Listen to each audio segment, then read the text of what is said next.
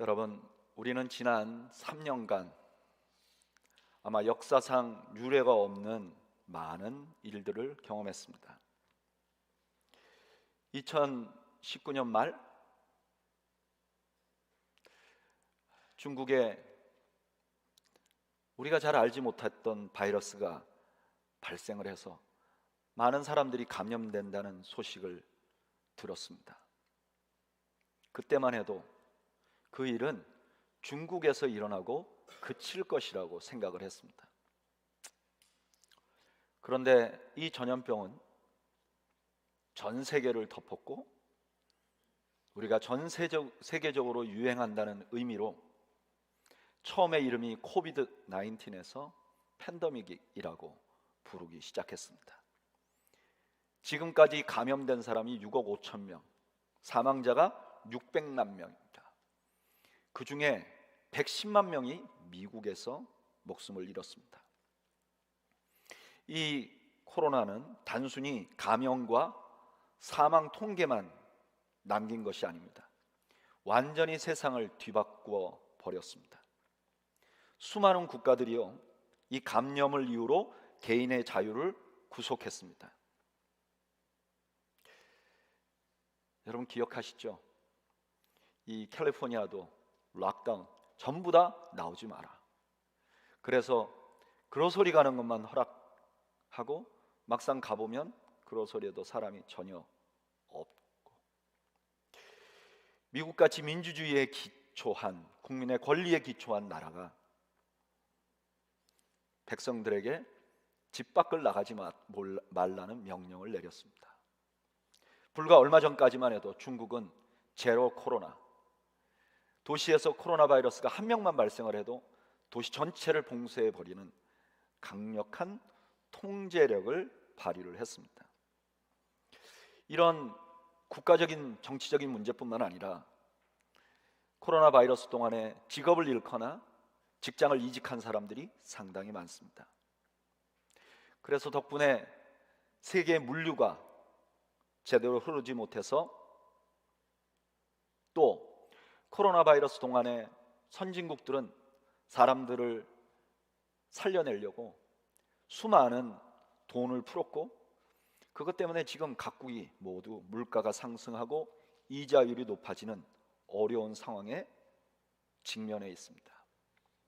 이런 국가적이고 사회적인 그런 변화 외에도 수많은 사람들이 직장에서 일을 하는데 집에서 자택근무를 하는 변화가 생겼습니다. 이 코로나 바이러스가 세상을 바꾸어 놨습니다. 과거에는 당연하던 것이 지금은 더 이상 당연하지 않는 것이 됐습니다. 그래서 많은 사람들이 동의하는 것은 이제 코로나 이전으로는 돌아갈 수 없다. 이게 진리처럼 말하는 공통적인 의견입니다. 코로나 이전으로는 돌아갈 수 없다. 이런 팬데믹 때문에 많은 가정과 사회와 국가가 변화를 겪었지만 그 중에 가장 큰 변화를 경험한 곳 중에 하나가 교회입니다. 코로나 바이러스 때문에 교회가 모임이 제한됩니다. 세계 각국에서 교회 예배를 드리지 못하게 하는 초유의 사태가 일어났습니다. 심지어 기독교 정신을 바탕으로 국가를 건설한 미국에서도 그런 제한이 일어났습니다.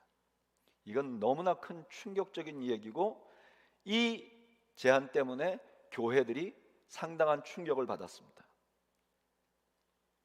어떤 교회들은 국가가 어떻게 예배를 좌우하느냐, 우리는 국가가 뭐라고 하든지 우리는 모이겠다. 그래서 모임을 계속한 교회들이 있습니다. 덕분에 우리가 떠나온 한국은 교회라는 곳의 이미지가 사회에 아주 좋지 않게 됐습니다. 마치 교회가 전염병 전파의 원인처럼 사람들이 생각하게 되었고요, 안 그래도 교회에 대한 인식이 별로 좋지 않는 사람들은 교회와 더 멀어지게 만드는 계기가 됐습니다.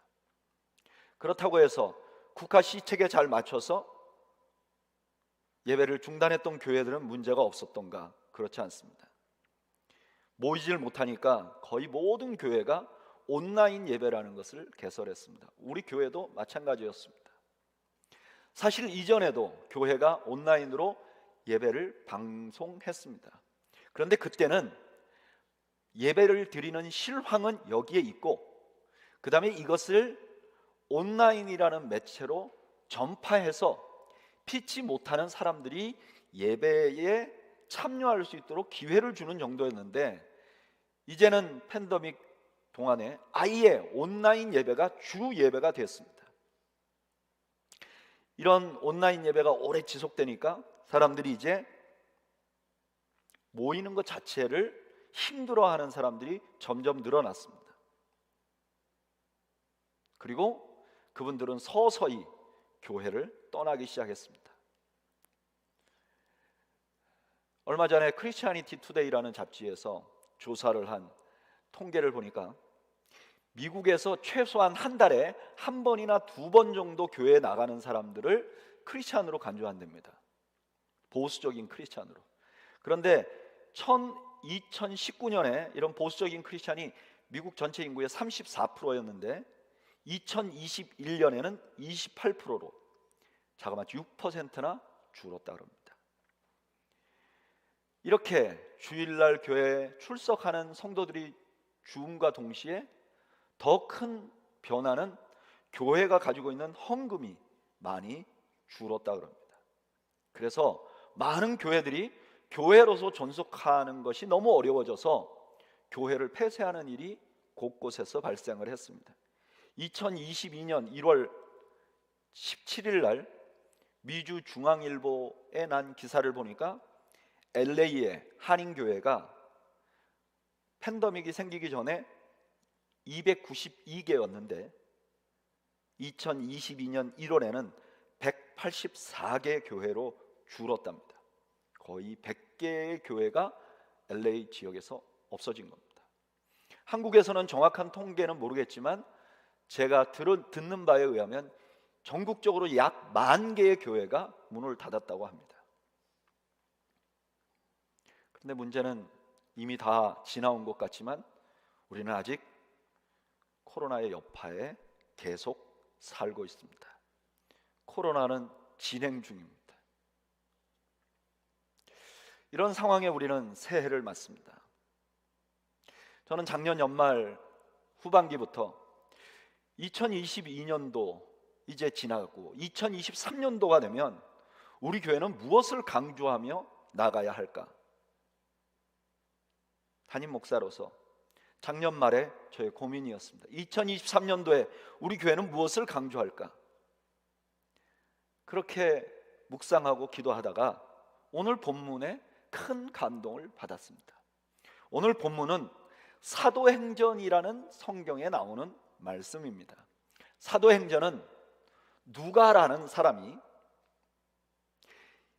누가 복음을 쓰면서 예수님의 탄생부터 십자가, 부활, 승천까지를 기록했습니다. 그리고 그 다음 2편으로 예수님께서 승천하신 이후의 교회가 어떻게 어떤 일이 일어났는지를 자세히 기록한 것이 사도행전입니다. 그래서 사도행전 1장에는 예수님이 승천하시고 나서의 교회의 모습을 상당히 자세하게 기록해 놨습니다. 그런데 사도행전은 1장부터 교회의 놀라운 모습을 기록하고 있습니다. 예수님이 부활하시고 승천하시기 이전까지 예수님 곁에 예수님의 제자들은 한 명도 남아있지 않았습니다. 그런데 예수님이 부활하시고 나서 승천하시고 나서 성령이 임하니까 모든 예수님의 제자들이 복음의 증인이 됩니다. 그래서 사도행전 2장에 보면요 3,000명이 한꺼번에 세례를 받는 일이 일어납니다. 여러분 상상을 해보십시오. 여의도 순복음교회 같이 60만인 성도 교회에 3,000명의 성도가 등록을 했다 그래도 이게 굉장히 큰 일인데 당시에 마가의 다락방에 모였던 예수님의 제자들은 120명이었습니다. 가족까지 다 합쳐서 좀 더 많다고 해도 1,000명이 넘지 않을 것입니다. 그런데 3,000명이 하루아침에 교회로 들어와서 세례를 받았습니다. 그때 상황을 이렇게 기록합니다. 사도행전 2장 47절, 하나님을 찬미하며 또 온 백성에게 칭송을 받으니 주께서 구원받은 사람을 날마다 더하게 하시니라.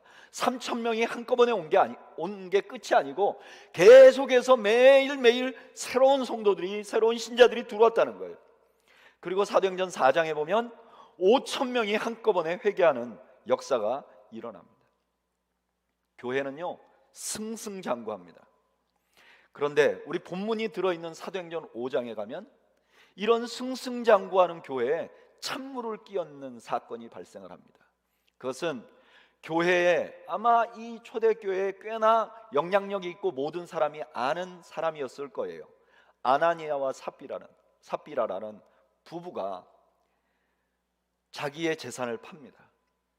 그리고 일부는 집에다 두고 일부는 교회에다 헌금을 합니다. 이것이 밝혀지면서 두 사람이 즉시 죽습니다. 여러분, 만약에 우리가 가진 수입을 일부 집에다 놔두고 일부만 헌금했는데 죽는다면, 제가 단언하건대 적어도 여기 있는 사람들은 살아남을 사람이 한 명도 없습니다. 아니, 그게 뭘 그렇게 큰일인가? 사실 성경에서는 어디에도 모든 성도가 재산을 다 바쳐라 이렇게 말하지 않았습니다. 이 사람들이 뭐가 문제였을까요? 베드로는 이분들의 문제를 너희가 성령을 속였다, 너희가 하나님을 속이려고 했다, 거짓말을 했다, 거짓을 유포했다. 그렇게 은혜로운 교회도 이런 일이 발생을 한 겁니다. 저는 신학교를 다닐 때 많은 신학생들이 하나님 앞에 이렇게 기도하는 걸 들어봤어요. 하나님, 우리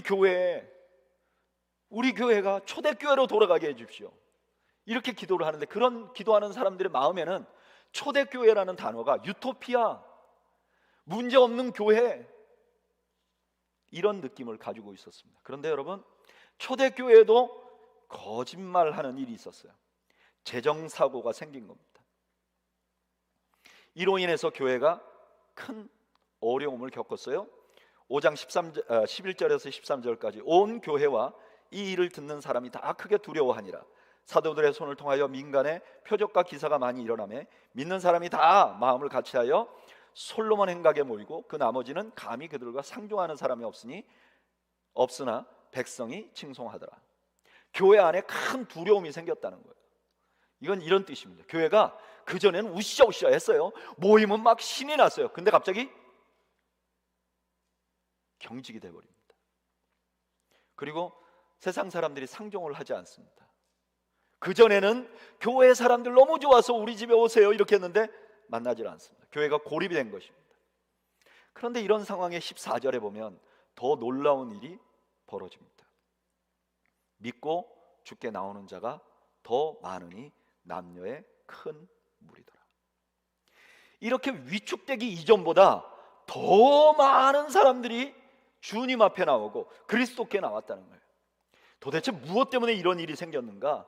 교회가 참 분위기가 찬물을 끼얹고 사회에서 고립이 됐는데 어떻게 교회가 그런데도 믿는 무리가 더 많아지는 역사가 일어났는가? 그 대답이 오늘 우리가 읽은 본문입니다. 그들이 날마다 성전에 있든지 집에 있든지 예수는 그리스도라고 가르치기와 전도하기를 그치지 아니하니라. 우리는 여기서요 아주 중요한 두 단어를 보게 됩니다. 그 두 단어는 뭐냐? 예수는 그리스도라는 것입니다. 예수가 그리스도다. 예수님이 그리스도라는 것은 문자적으로 이런 말입니다. 예수님이라는 분이 있습니다. 이분은 역사적으로 존재했던 인물이에요. 아버지가 마리아였고, 아버지가 요셉이었고 어머니가 마리아였어요. 이분은 30세 될 때부터 유대 전체를 다니면서 가르치셨어요. 수많은 병자를 고치셨어요. 그리고 십자가에 죽었어요. 분명히 죽었어요. 로마 병사가 죽은 걸 확인했어요. 그리고 3일 동안 무덤에 들어갔어요. 당시의 의술로는 살 수 없는 상황이에요. 그런데 3일 후에 그 예수님이 예수님의 제자들 앞에 나타납니다. 심지어는 500명 넘는 사람들에게 한꺼번에 나타나기도 합니다. 이분이 누구냐? 그리스도라는 거예요.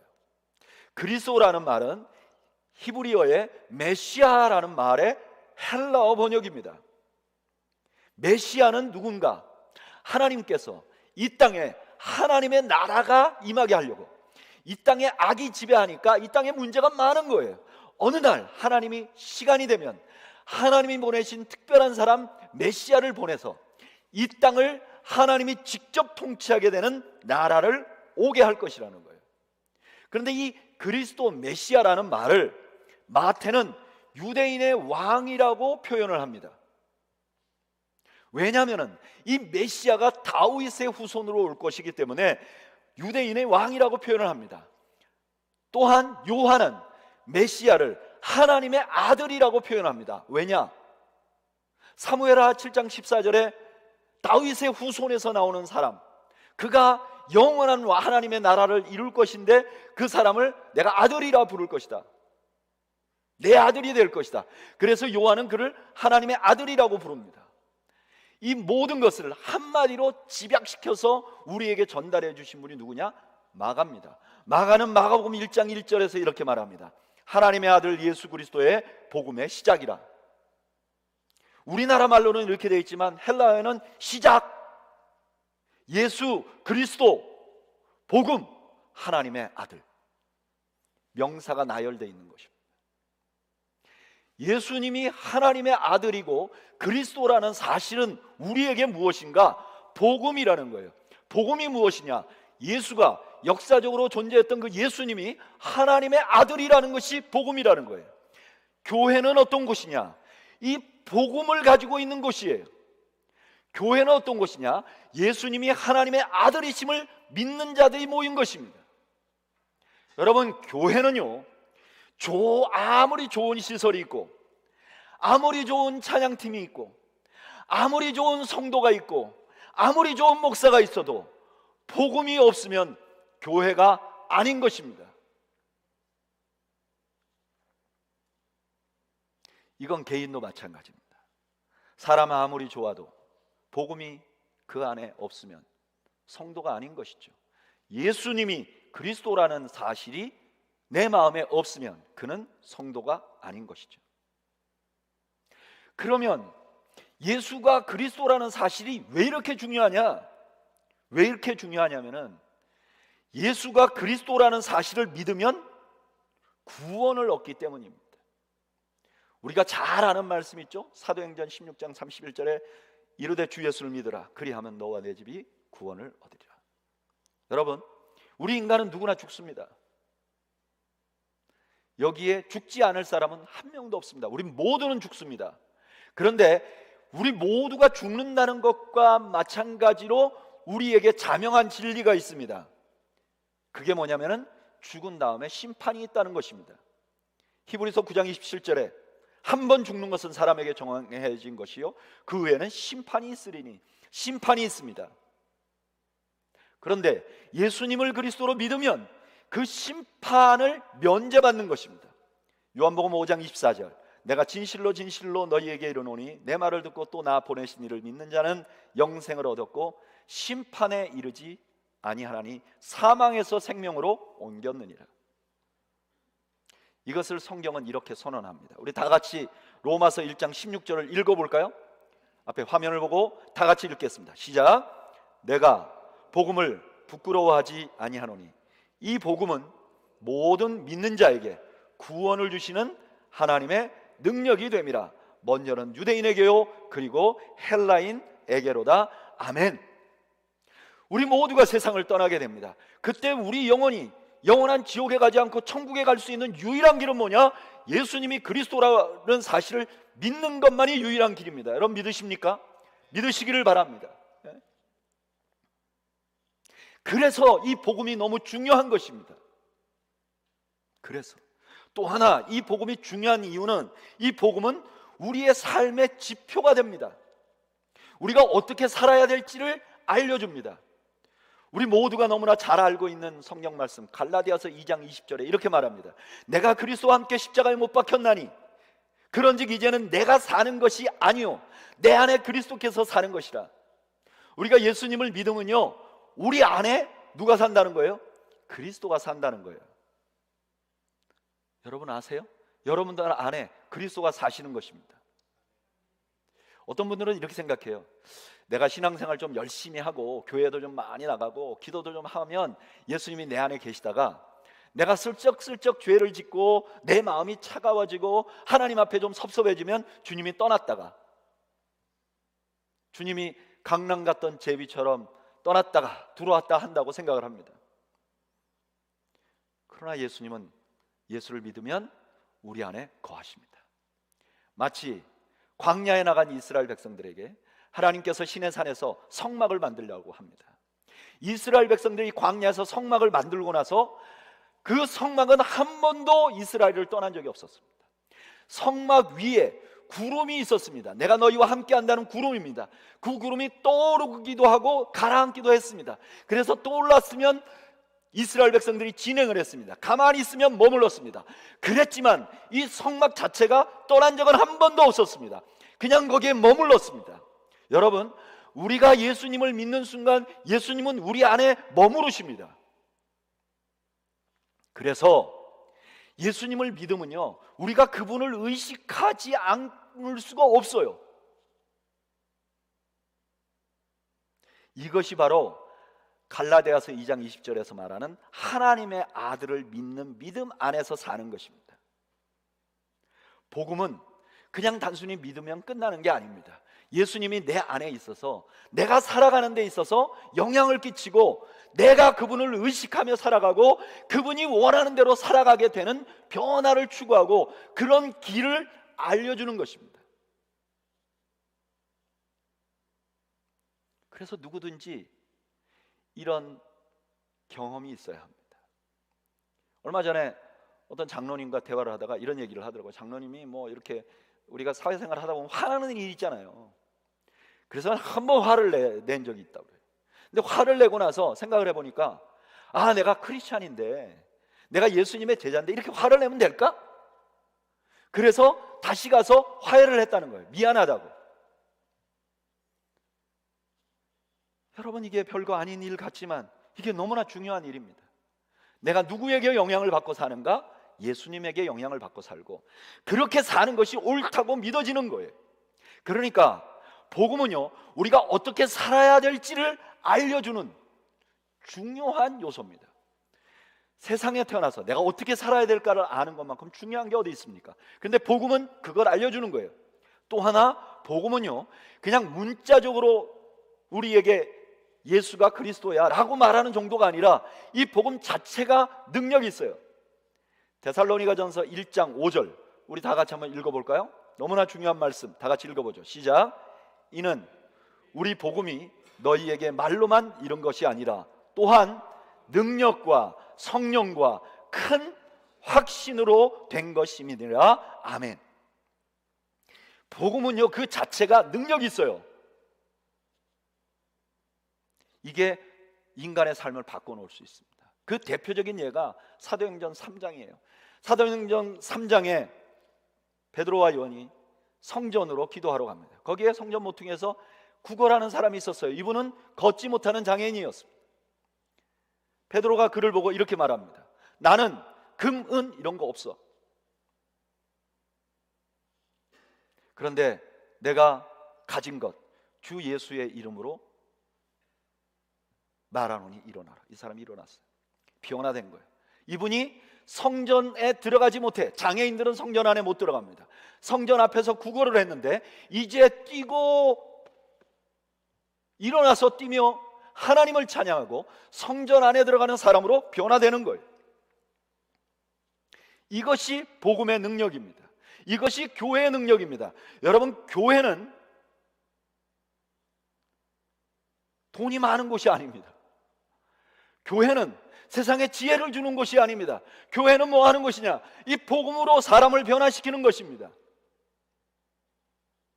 에이, 목사님, 그게 변화가 됩니까? 됩니다. 적어도 제가 볼 때 여기에 있는 분들 중에 몇몇 분은 복음이 사람을 변화시킨다는 증거를 보여줄 수 있는 분들입니다. 30년 혹은 40년 전에 내가 여기 지금 오늘 앉아갖고 예배 드릴 거라고는 꿈에도 생각하지 못했던 분들이 여기 있습니다. 적어도 제가 아는 분들이 있습니다. 미소 짓는 분들. 하나님은요, 사람을 변화시키고 변화시키는 증거들이 여기에 이렇게 많습니다. 교회는 온 세상에서 복음을 가지고 있는 유일한 기관입니다.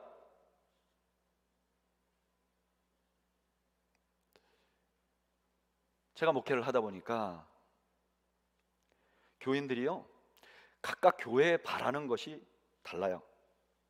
어떤 분들은 아주 전통적인 교회를 꿈꿉니다. 내가 어린 시절 내 추억이 담겨있던 그런 교회 같은 교회가 되어주세요.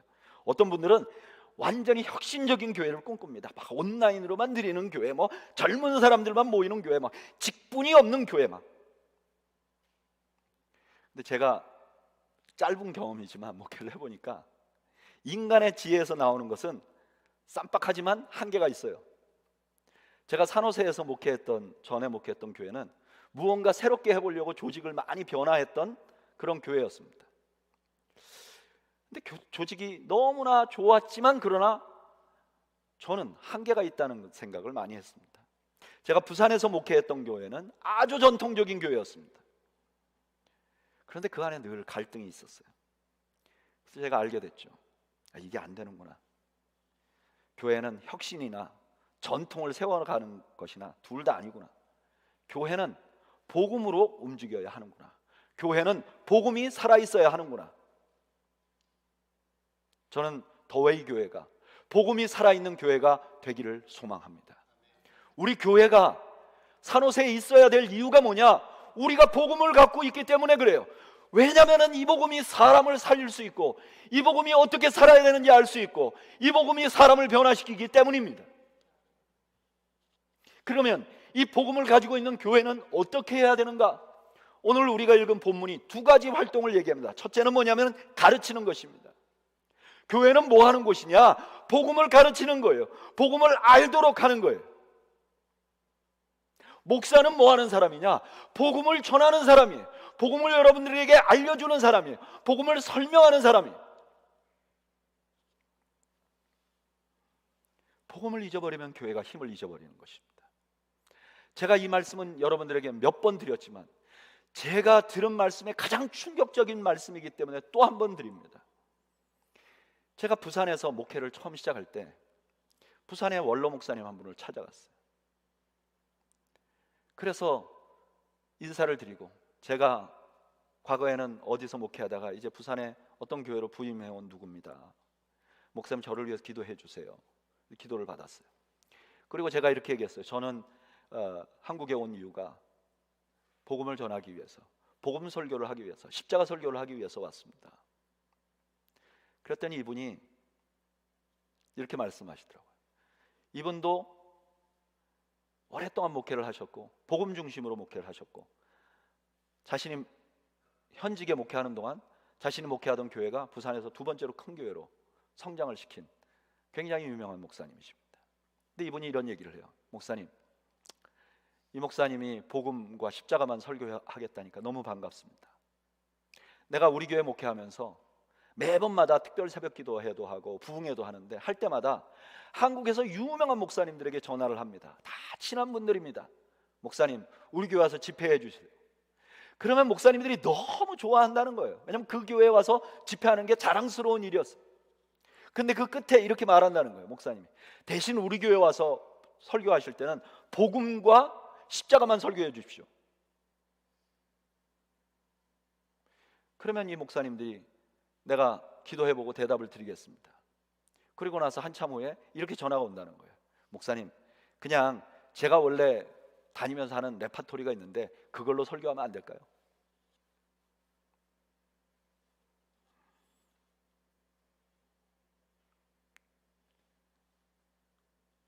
여러분, 교회는 복음이 선포되어야 됩니다. 저는 제 목회의 중심이 복음을 선포하는 것입니다. 저는 2023년 이것에 집중하려고 합니다.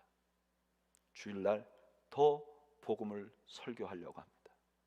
예수님이 그리스도라는 사실을 전하려고 합니다. 왜냐하면 이것만이 우리가 구원을 얻는 유일한 길이고, 이렇게 살아야 우리가 올바로 사는 것이고, 이 복음이 나를 변화시킬 수 있기 때문입니다. 저는 내년에 요한복음을 통해서 예수님이 하나님의 아들이시라는 사실을 다시 한번 확신을 얻고자 합니다. 그리고 우리 교회 안에 여러 가지 말씀을 함께 공부할 수 있는, 그냥 성경 지식을 쌓는 게 아니라 복음이 더 살아있도록 하는 일에 집중해 보려고 합니다. 대신 여러분들께서는 초대교회가 했던 두 번째 활동에 집중해 주시기 바랍니다. 그것은 전하는 것입니다. 교회에 와서 복음을 듣고 우리가 나가서 복음을 전해야 합니다. 저는 여러분들이 복음을 전하는 것이 여러분들 자신들을 행복하게 해 주실 것, 드릴 거라고 확신합니다. 얼마 전에 리바이브 교회 그 목사님들과 저희가 한 달에 한 번쯤 같이 식사를 해요. 그런데 거기 영 목사님이 이런 얘기를 하더라고요. 작년에 목회가 어땠느냐 그랬더니 이런 얘기를 하더라고요. 작년에 그 리바이브 교회 인도 분들 혹은 남미에서 오신 분들이 몇 분 왔대요.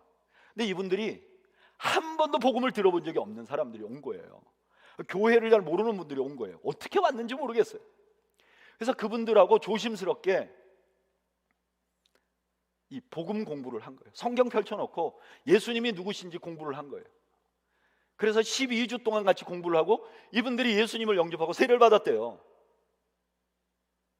근데 자기는 자기 목회 이때까지 해온 몇 년 중에서 가장 신나고 가장 행복한 시간이었다는 거예요.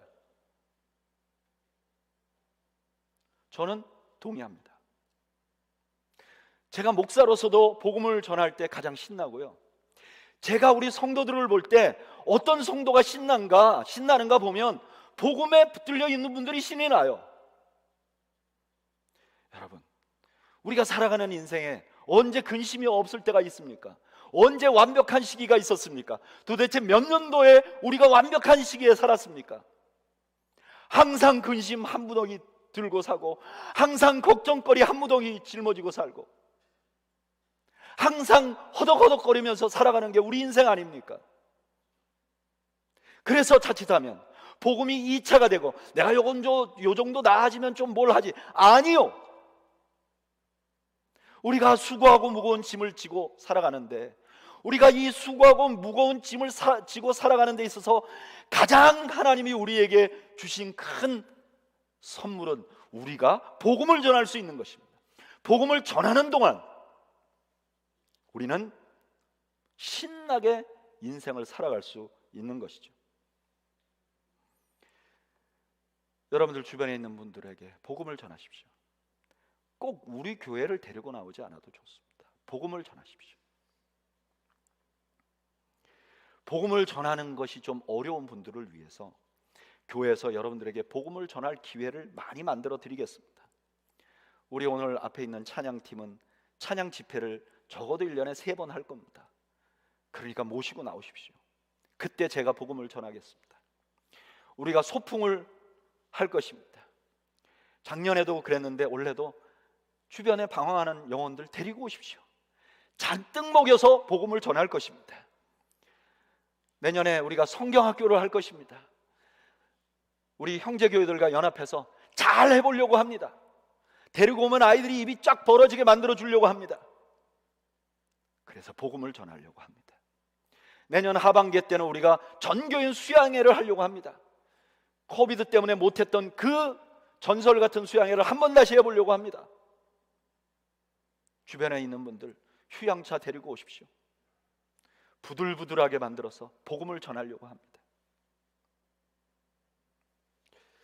여러분, 우리가 살고 있는 이 실리콘밸리, 이 산호세는요, 복음이 필요한 곳입니다. 제가 지난 몇 달 동안 통계들을 살펴봤는데요, 전체 미국에서 unchurched people, 그러니까 교회와 아무 상관이 없는 사람이 제일 많이 몰려 사는 1등 샌프란시스코, 베이, 그리고 산호세입니다. 60%의 사람들이 여기는 언처치드, 교회를 안 나가는 겁니다. 참 절망적인 장소에 우리가 살고 있습니다. 예전과 다르게 한국에서 이쪽으로 오시는 분들도 예수 안 믿고 오십니다. 예전에는 한국에서 오시는 분들 여기 오면 우찌우찌 해서 복음을 전할 수 있었는데 지금 그런 시대가 지났습니다. 그런데 아세요? 이런 절망적인 통계 뒤에 놀라운 사실이 하나 숨겨져 있어요. 무엇이냐면 이 샌프란시스코와 베이 지역에 이렇게 복음화율이 낮은데 대형 교회들이 굉장히 많아요. 이 산호세 지역만 해도. 그런데 그 대형 교회들은 모두가 다 분류하기를 복음주의 교회로 분류합니다. 여기 복음주의라는 말은 예수님이 그리스도라는 사실을 믿으면 천국 간다, 구원 얻는다는 것을 문자 그대로 믿는 교회들을 말하는 것입니다. 사회 참여 많이 하고 정치 참여 많이 하고 그냥 믿음은 적당히 갖더라도 신비주의적으로 가는 그런 교회들이 아니고 말씀대로 믿고 말씀대로 된다고 신뢰하는 교회들이 이 지역에 다 대형 교회라는 거예요. 제가 이 말씀을 드리는 것은 우리가 대형 교회 한번 만들어 봅시다 그런 뜻이 아닙니다. 이것은 무슨 뜻이냐면은 영혼들은 복음이 필요하다는 것입니다. 사람들은 복음이 필요하다는 것입니다. 그 사람들은 비록 미국 문화에 젖어서 이 샌프란시스코 문화에 젖어서 자기들이 알지 못하지만 그들의 영혼은 지금 울고 있다는 것입니다. 복음이 필요하다는 것입니다. 그 증거인 것이죠. 2023년 우리 더웨이 교회 복음에 붙들린 교회가 되기를 소망합니다. 여러분들 모두가 복음 때문에 기뻐하는 여러분들이 되시기를 바랍니다. 또한 복음을 전하면서 기쁨을 누리는 교회가 되기를 바랍니다. 세월이 지나서 산호세 더웨이 교회는 어떤 교회입니까? 그 교회는 복음이 있는 교회야. 그 교회는 말씀이, 복음이 살아있는 교회야. 저는 우리 교회가 그런 교회가 되기를 꿈꿉니다. 만약에 하나님이 은혜 주시면 7년 안에 그 일이 일어날 줄로 믿습니다. 여러분, 그런 교회를 함께 만들어 나갑시다. 우리 한번 이 시간 기도하겠습니다. 잠시 우리 기도하죠. 나는 교회를 나오고 있는데 무엇을 기대하고 있는가? 나는 무엇을 생각하고 있는가? 우리 한번 우리 자신을 돌아보고, 그리고 내 주변에 아직도 내가 복음을 전해야 될 사람은 누군가? 우리 잠시 한번 묵상으로 기도하고, 하나님, 올해 그분들에게 복음을 전할 수 있는 기회를 주십시오. 나를 사용해 주십시오. 우리 이렇게 잠시 한번 기도하겠습니다. 함께 기도하죠. 아버지, 아버지,